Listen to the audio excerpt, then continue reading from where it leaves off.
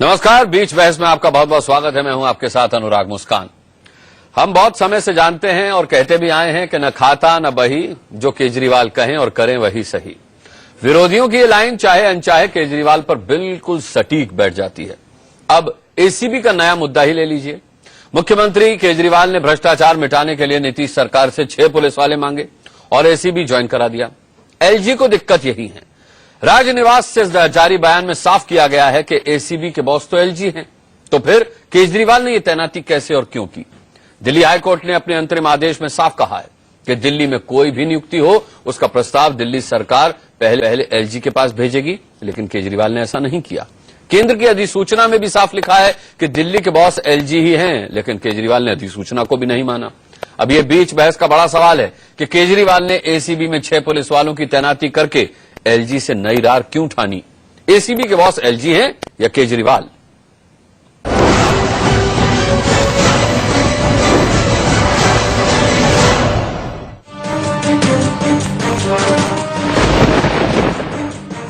दिल्ली में एलजी नजीब जंग और मुख्यमंत्री अरविंद केजरीवाल के बीच अब नया बवाल शुरू हो गया है। केजरीवाल सरकार ने भ्रष्टाचार मिटाने के लिए एसीबी यानी एंटी करप्शन ब्यूरो में 6 पुलिस वालों की भर्ती की है, लेकिन ये 6 पुलिस वाले दिल्ली के नहीं हैं, बल्कि केजरीवाल सरकार को नीतीश कुमार की सरकार ने बिहार से भेजे हैं।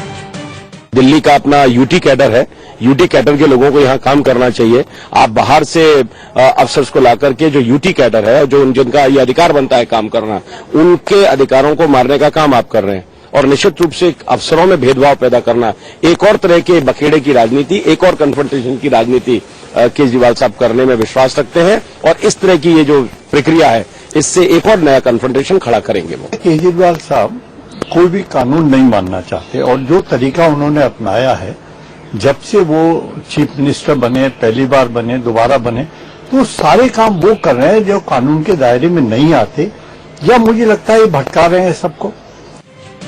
अब सबसे बड़ा सवाल ये है कि केजरीवाल सरकार को दिल्ली के अफसरों को नजरअंदाज करके बिहार से पुलिस वालों को बुलाने की जरूरत क्यों पड़ी? दिल्ली सरकार के पास पूरी पावर है और एसीबी के पास पूरी पावर है कि वो देश में कहीं से भी पुलिस कर्मियों को ले सके, और पहले भी होता रहा है।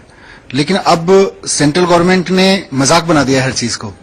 कभी वो एलजी साहब से कहलवाती हैं कि ऑफिसर उनके अंडर में आएंगे, कभी सेंट्रल गवर्नमेंट एलजी साहब से कहलवाती है कि एसीबी उनके अंडर में आएगी, पुलिस में इंस्पेक्टर की पोस्टिंग भी वही करेंगे एसीबी में। तो ये तो मजाक बना रखा है इन लोगों ने। इन नियुक्तियों से एलजी बेहद नाराज बताए जा रहे हैं। राजनिवास से जारी बयान में साफ कहा गया है कि एंटी करप्शन ब्यूरो एक पुलिस स्टेशन है और एलजी के नियंत्रण में काम करती है।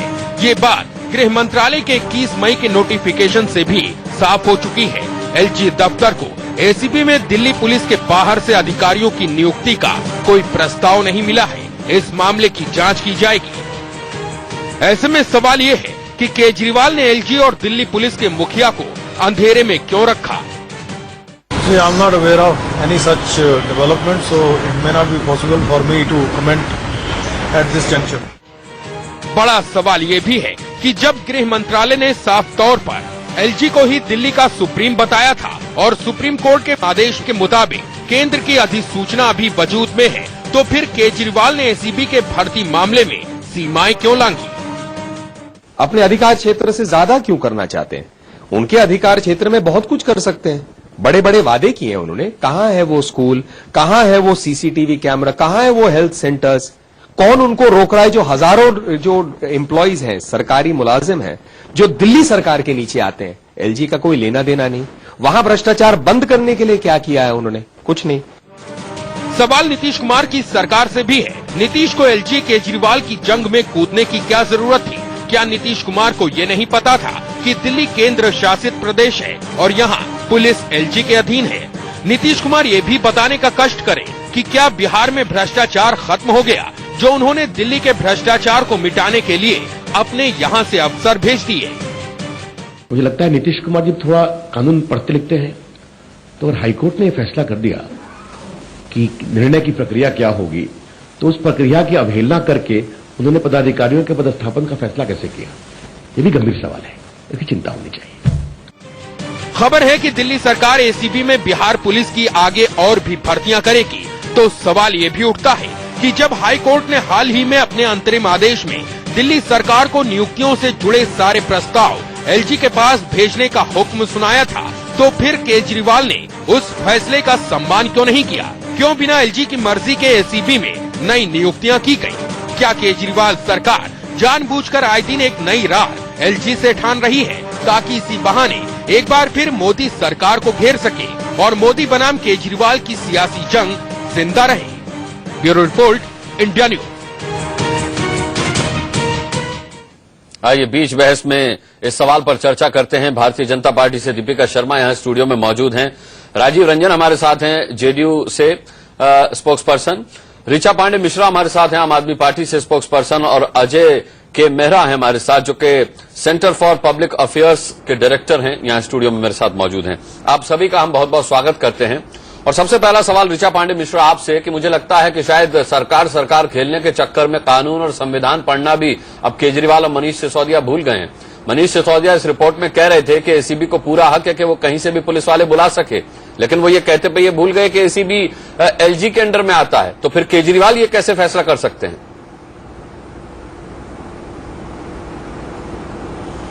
अनुराग जी, प्रश्न ये है कि क्या पीएम की नियुक्ति भी अब एलजी करेंगे? सेक्रेटरी और आईएएस ऑफिसर्स तक तो ठीक था। ये कौन तय करेगा? नोटिफिकेशन है, ये कौन तय करेगा? हाई कोर्ट में बात चल रही है, केजरीवाल तय करेंगे परंतु क्या पीएम की नियुक्ति, क्या दिल्ली को चलाने का काम अब एलजी करेंगे? पीएम की बिल्कुल, एसीबी पहले भी दिल्ली सरकार के अंदर आती करेगा? थी। अगर किसी को डेप्यूटेशन पे लाना है, अगर ऑफिसर्स को, आप मुझे जवाब नहीं देने दे रहे। नहीं, मैं इसलिए नहीं दे रहा कि केंद्रीय विभाग में पीएम की नियुक्ति भी आप नहीं कर सकते, ये भी आपके अधिकार क्षेत्र में नहीं है। ऋचा जी, नहीं, ऐसा पहले भी होता आया है। अगर यहाँ प्रश्न ये नहीं है, यहाँ प्रश्न बहुत जरूरी और देश की जनता को ये जानना चाहिए कि अगर अरे उससे पहले आप जानिए ना, आपके अधिकार क्षेत्र में आता भी है या नहीं आता? गवर्नमेंट के जो कि पीछे जाएंगे जेल की सलाखों के, एलजी किसको बचाने की कोशिश कर रहे हैं? यहाँ पर भाजपा और केंद्र सरकार दोनों किसको बचाने की कोशिश कर रहे हैं? क्या एक छोटा सा डेप्यूटेशन पे भी चीफ मिनिस्टर नहीं इधर उधर कर सकते हैं? अगर एलजी के अंदर आता, आईएएस ऑफिसर्स आते हैं, चलिए सेक्रेटरीज आते हैं। हमने संजीव चतुर्वेदी को मांगा था एसीबी को स्ट्रांग करने के लिए। एक स्ट्रांग एसीबी करप्शन को कम करेगा। क्या जनता के लिए आपका कोई स्टैंड नहीं बनता है? अगर किसी को डेप्यूटेशन पे लगाया जाता है तो उसमें जनता के लिए जो स्टैंड है वो संविधान के मुताबिक ही तो देखेंगे और ढूंढेंगे आप, या संविधान से इधर जाकर कुछ करेंगे? यानी केंद्र की नोटिफिकेशन को आप नहीं मानती, उसकी जो सुप्रीम कोर्ट ने संतुष्टि की उसे आप नहीं मानती, आप मानती क्या है? अनुराग जी, एलजी को ये समझना पड़ेगा कि अगर उन्हें रूल करने का शौक है तो वो जनता के थ्रू इलेक्टेड होके आए। इस तरह नहीं होता है कि हमें। अरे ऋचा पांडे मिश्रा जी, एक छोटे से सवाल का जवाब दे दीजिए, भावनात्मक मत होइए, सुनिए, इमोशनल मत होइए, ये पॉलिटिकल मैटर है, इमोशनल मैटर नहीं है, इस पे पॉलिटिकली करेक्ट रहिए आप। ऋचा पांडे मिश्रा जी, एसीबी का बॉस कौन है, एलजी या केजरीवाल? केवल इस सवाल का जवाब दे दीजिए, केवल इस सवाल का जवाब दे दीजिए बस। बिल्कुल, पहले आगे इधर उधर यहाँ वहाँ दाएं बाएं नहीं, अभी इस वक्त बात कीजिए, अभी इस वक्त बात कीजिए। एसीबी बॉस कौन है? एसीबी का बॉस कौन है, केजरीवाल या एलजी? कोशिश कर रहे हैं, जो जनता का मैंडेट आया है। अरे जनता का मैंडेट छोड़ दीजिए, सवाल ये है और जनता ये जानना चाहती है, दिल्ली में आया ना, ये केंद्र शासित प्रदेश है, उत्तर प्रदेश और बिहार में। ऋचा पांडे मिश्रा, ये क्यों ये इलेक्शंस हुए? बिल्कुल केंद्र शासित प्रदेश, आधा केंद्र शासित प्रदेश है, इसमें कुछ चीजें हम भी करते आए हैं और पहले वाली सरकारें भी करती रही हैं। हमने एक जो पहले से होता आ रहा है वो भी हम करने की कोशिश कर रहे हैं, वो भी नहीं करने दे रहे। यहाँ तो कुछ अरे ऋचा पांडे मिश्रा जी, वैसे मेरे मुंह में तकलीफ है, आप ज्यादा बुलवा रही हैं। हर रोज एक नई आप चिट्ठी पेश कर देते हैं। अरे मेरी बात सुनिए, मेरे एक छोटे से सवाल का बस आप जवाब दे दीजिए कि एसीबी का बॉस कौन है, केजरीवाल या एलजी? आप क्यों उनका इतना आप एसीबी नियुक्ति के लिए अगर सेक्रेटरी और आईएएस ऑफिसर्स तक आपने बीच में अड़ंगा डाल दिया, कोई बात नहीं, परंतु क्या अब आप डे टू डे रनिंग भी करेंगे? क्या डिप्यूटेशन पे भी चीफ मिनिस्टर नहीं काम करेंगे? ये क्या मजाक बना रखा है? ऋचा पांडे मिश्रा जी, एक सवाल और आपसे मैं पूछूंगा। हाईकोर्ट ने एलजी के पास प्रस्ताव भेजने के लिए कहा था, आपने भेजा क्या?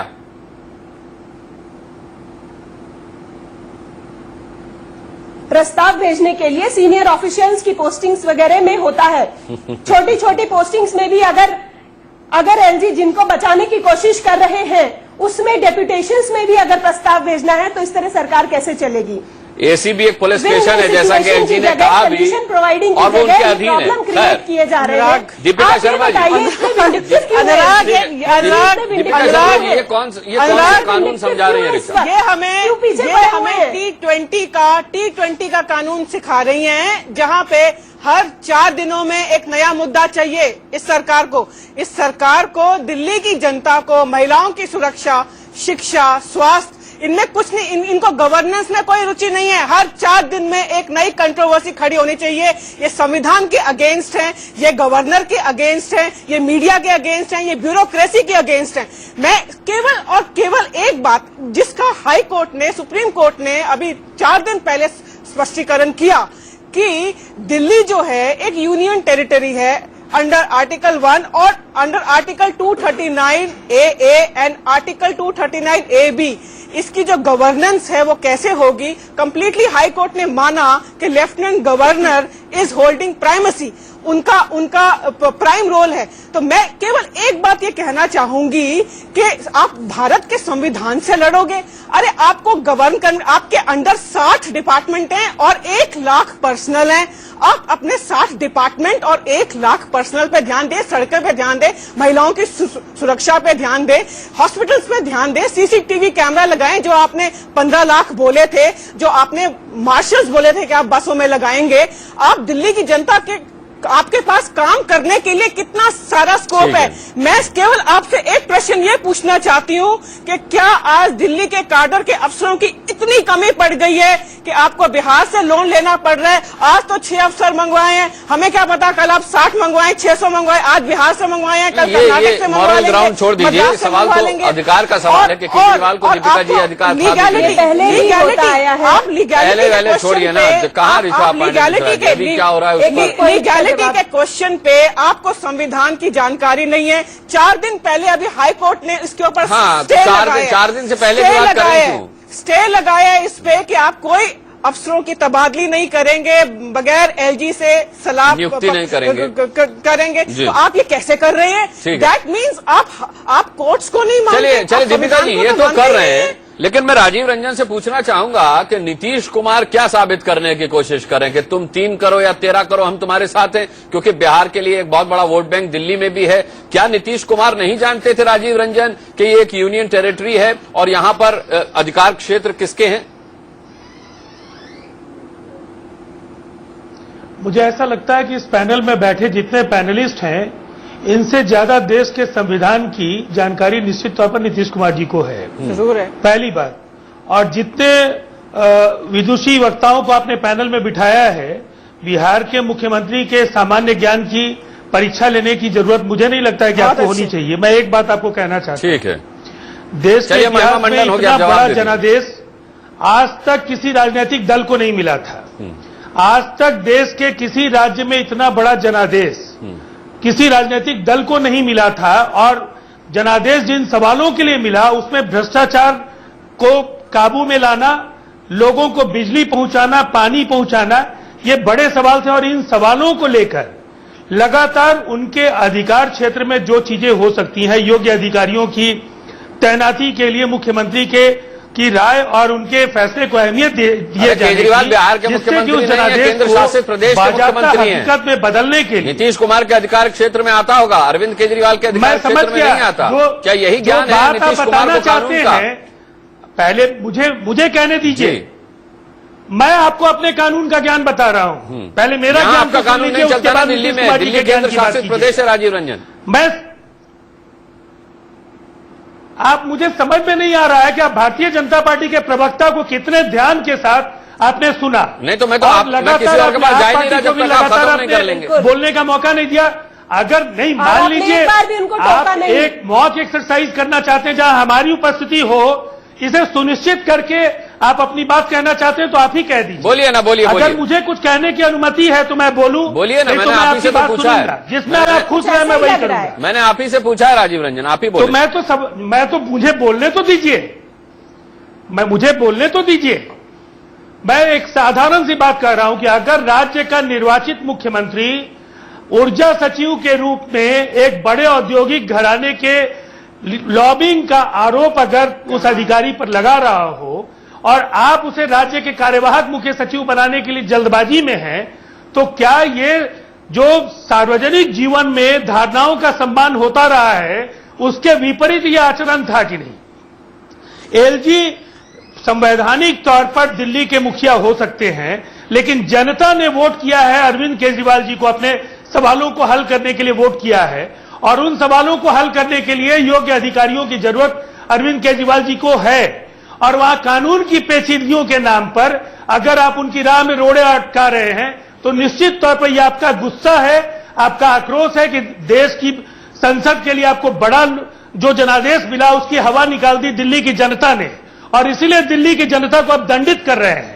विकास की राह में भारतीय जनता केजरीवाल जाए जिसकी भी हवा निकाल दें, केजरीवाल जाए सार्वजनिक सभा में किसकी भी हवा निकाल दें, अपने प्रमुख सचिव के खिलाफ कुछ भी कहें, आप उस पर कुछ नहीं बोलेंगे राजीव मुझे रंजन। आपसे सलाह की जरूरत बड़ा गैर नहीं है जिम्मेदाराना बयान दे रहे हैं मैं आप। भाषण दे रहा हूं या क्या कह रहा हूं? भ्रष्टाचार पे भाषण दे रहे हैं राजीव रंजन जी। जिस लालू प्रसाद को आपने गले लगाया है, आप गले लगाने की कोशिश कर रहे हैं। लालू जी को छोड़ आप उसी भ्रष्टाचार येदियुरप्पा जी के बारे में बिहार पर चर्चा नहीं है। आप केजरीवाल के अधिकार पे ही रही है। नहीं, येदियुरप्पा जी के बारे में राय बताइए। भ्रष्टाचार पे ज्ञान दे रहे हैं। येदियुरप्पा जी के बारे में राय बताइए। अरविंद और केजरीवाल मैं जी आपसे ने क्या पूछ रहा हूं, अभी तो सीएजी ने सारी दुनिया जानती है राजीव इंडिकेट रंजन किया है जी। आपके केंद्रीय मंत्री के खिलाफ जो टिप्पणियां की है, उसके बाद केंद्रीय मंत्रिपरिषद में नितिन गडकरी जी भारत सरकार के मंत्री बने हुए हैं। आप कहाँ दिल्ली से नितिन गडकरी पे आ गए? आप बिहार पे रहिए ना, आप बिहार पे रहिए ना। येदियुरप्पा हैं, येदियुरप्पा के बारे में अरे बताइए। आप कहाँ से कहाँ आ गए हैं? आप दिल्ली के बारे में बात कीजिए, बिहार के बारे में बात कीजिए, राज्य के बारे में बात। पूर्व कैबिनेट सचिव टीआरएस सुब्रमण्यम साहब की बात सुन लेते हैं, उन्होंने क्या कहा, फिर इस चर्चा को आगे बढ़ाते हैं। ऋचा पांडे मिश्रा ध्यान से सुनिएगा और राजीव रंजन आप भी ध्यान से सुनिएगा सुब्रमण्यम साहब को। दिल्ली गवर्नमेंट का पूरा एडमिनिस्ट्रेटर प्रेसिडेंट होम मिनिस्ट्री की तरफ से एलजी हैं, तो अल्टीमेट बॉस वो केजरीवाल साहब ने मजाक में कहा है कि वाइसरॉय हैं। हाँ, वाइसरॉय तो है ही हैं, असलियत तो है कि वाइसरॉय हैं वो, लेकिन आज की तारीख में वाइसरॉय न बुला के उसको हम कहते हैं एडमिनिस्ट्रेटर कहते हैं। पूरा वही वाइसरॉय के पावर्स 100% उनके पास पावर्स हैं। और अभी स्पष्टीकरण भी ये हो गया है कि एंटी करप्शन ब्यूरो डायरेक्टली इनके दायरे में आता है, तो इसमें कोई प्रश्न नहीं उठता है, तो होना पड़ेगा। अब कन्फ्रंटेशन नहीं करना चाहिए इन चीजों में। अब वो हाँ रिक्रूटमेंट करना है, उसका स्ट्रेंथन करना जरूरी है, लेकिन बात करके सोच समझ के करना है। आज देखिए 4 ऑफिसर और मंगवाना है तो एलजी मना थोड़ी करेंगे, तो कन्फ्रंटेशन करके हर चीज को हम खिलाफत कर रहे हैं, कैसे प्रशासन चलाएंगे? मान लीजिए कोई डिस्ट्रिक्ट मजिस्ट्रेट है, डिस्ट्रिक्ट में हर चीज कन्फ्रंटेशन करे, हर चीज वहां का जिला परिषद चेयरमैन है, वहां का म्युनिसिपल बोर्ड चेयरमैन है, वहां डिग्री कॉलेज के चेयरमैन है, हर एक से लड़के हम ये कर रहे हैं, हम तुम जाओ, ये हमारा अधिकार है करके, कैसा ऐसा थोड़ी काम चलेगा? ये तो लोग कुछ लग रहा है कि दिल्ली की असली प्रॉब्लम से हटके सेंसेशनलिज्म करके कुछ इंतजाल करके कुछ करके कंफ्यूजन करके ये इरादा लग रहा है। ऋचा पांडे मिश्रा जी, टीएसआर सुब्रमण्यम साहब जो हैं वो न बीजेपी से हैं, न कांग्रेस से हैं और न मीडिया से ही उनका कोई ताल्लुक है। एक स्पष्ट और बेबाक सोच उन्होंने अपनी रखी है, पूर्व कैबिनेट सचिव रह चुके हैं। क्या कहना पसंद करेंगे आप उन्हें सुनने के बाद? जी देखिए, ये उनकी अपनी सोच हो सकती है और हर सिक्के के 2 पहलू होते हैं। यहाँ पे ये भी सोच है कि केंद्र सरकार आजकल क्यों मैं तो ये सोच रहा हूँ केजरीवाल की क्या सोच हो सकती है। क्यों मेरा मैं आपसे कोई उम्मीद नहीं मुझे नहीं ऋचा पांडे जी, अब आप रहने दीजिए, व्यक्तिगत सोच आप बता रही हैं, ठीक है। अजय मेहरा साहब इस पूरे ड्रामे पे क्या कहेंगे? अजय मेहरा साहब को भी बुलाया है मैंने, आप केवल आप ही को नहीं बुलाया ऋचा जी, अजय मेहरा साहब को भी बुलाया। बोलिए अजय जी। सबसे पहले मैं स्पष्ट कर दूं कि मैं किसी दल का नहीं हूं और किसी दल की तरफ मेरा कोई रुझान नहीं है। मैं एक अध्यापक हूं, एक एकेडमिक हूं, एक स्कॉलर हूं एक पॉलिटिकल साइंटिस्ट हूं और निष्पक्ष हूं अपनी ओर से। इसलिए मेरे तरफ जिस तरह की उंगलियां उठ रही हैं चारों तरफ एक दूसरे की तरफ, मेरी तरफ न उठें तो मुझे प्रसन्नता होगी। पहली बात तो ये। दूसरी बात ये है कि ये जो मामला है ये पिछले बहुत दिनों से चल रहा है और ये एक अधिकार क्षेत्र का दंगल बन चुका है और इस अधिकार क्षेत्र के दंगल में रोज नए नए विषय आ रहे हैं। इसमें हाई कोर्ट और सुप्रीम कोर्ट को भी घसीट लिया गया है। ये घसीटा किसने? केजरीवाल साहब ने। मैं इसमें नहीं पढ़ रहा। अच्छा ठीक। ये घसीट किसने भी घसीटा हो, क्योंकि हाई कोर्ट और सुप्रीम कोर्ट हमारे high court and supreme court जो हैं वो हमारे इंटरप्रिटेशन के लिए हैं, कॉन्स्टिट्यूशनल लीगल इंटरप्रिटेशन के लिए हैं। तो मैं इसमें नहीं पढ़ना चाहता किसने घसीटा। मामला गया उनके पास, वो भी वो भी इसी में है। पहली बात। दूसरी बात यह है कि अगर आप आर्टिकल 239A को आप पूरी तरह से पढ़ें तो स्पष्ट रूप से ये दो बातें बताता है। पहली बात तो ये है कि दो यूनियन टेरिटरी जिसमें एक दिल्ली शामिल है, इनको लेजिस्लेटिव असेंबली दी गई है, मुख्यमंत्री दिया गया है, निर्वाचित सरकार दी गई है। कुछ भी मत हो, मत चाहे 48% हो चाहे 100% हो, पूरी सीटें मिल जाएं, इससे कोई अंतर नहीं आता। मत कोई भी हो, संविधान के ऊपर वो मत नहीं होता। संविधान के अनुसार सरकार चलाने के लिए मत होता है। ये बात पूरी तरह से स्पष्ट है। इसलिए मत की बात बार बार नहीं करनी चाहिए, उससे कोई फायदा नहीं निकलता। मुझे लगता है कि आपने 100% की एक बात कही और ऋचा पांडे मिश्रा के लिए और राजीव रंजन साहब के लिए एक बहुत बड़ा सबक है, संदेश। दूसरी बात जो मुझे बात नहीं करनी चाहिए, संविधान सम्मत बात करनी चाहिए। ऐसा कोई सबक नहीं है इनके। मुझे पूरी राजीव रंजन जी मुझे बात पूरी करने दीजिए। आप बोल रहे थे मैं चुप था। राजीव रंजन जी आप बोल रहे थे मैं चुप था, मुझे राजीव मेहरा जी आपको नहीं बोलने देंगे और समय मेरे पास अब बिल्कुल खत्म हो चुका है। बीच बहस में इतना ही, लेकिन अजय मेहरा साहब ने 100% की एक बात कह दी कि बार बार बहुमत, जनता से मिले मैंडेट का हवाला देकर के जिस तरीके से अपनी गलतियों को सही करने की, साबित करने की कोशिश केजरीवाल सरकार की तरफ से की जाती है, वो अगर संविधान सम्मत बात करें तो शायद वो इस तरीके की बात ही नहीं करेंगे। बहुत बहुत धन्यवाद करना चाहेंगे सभी का बीच बहस में जुड़ने के लिए। इसी के साथ यहां रुक रहे हैं।